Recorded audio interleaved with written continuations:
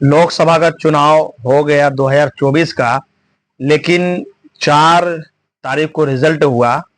और सबसे दुखद अगर किसी के लिए है राजनीति पॉलिटिकल पार्टी के लिए, तो वो है बिहार से स्टार्ट होता है। और एक शायर है, कहा जाता है कि अपनों ने लूटा गैरों में कहाँ दम था, किश्ती डूबी वहां जहां पानी ही कम था।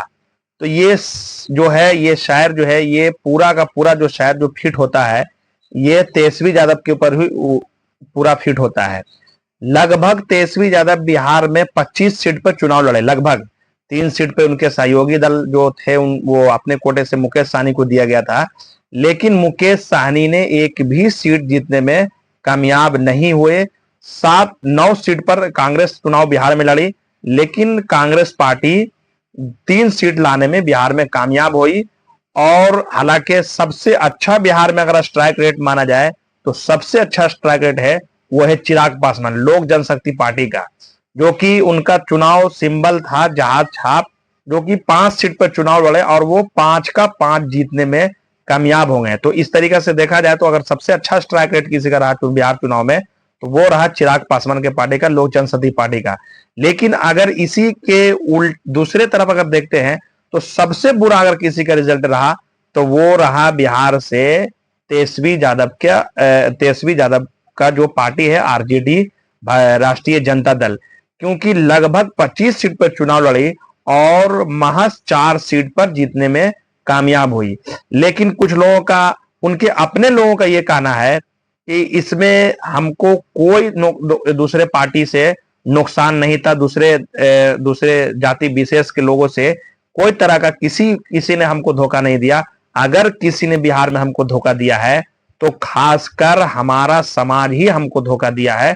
और हमारा समाज जो है, बिल्कुल भी पूरे लोकसभा चुनाव में 25% भी वोट बिहार में आरजेडी को नहीं मिला है। जो समाज से आरजेडी आता है और उसका कॉन्फिडेंस होता है कि हम जो है एमवाई समीकरण पर ही हर जगह पे जो है सरकार बनाने में कामयाब हो जाएंगे, लेकिन वो फैक्टर उसका बिहार में बिल्कुल भी नहीं चला।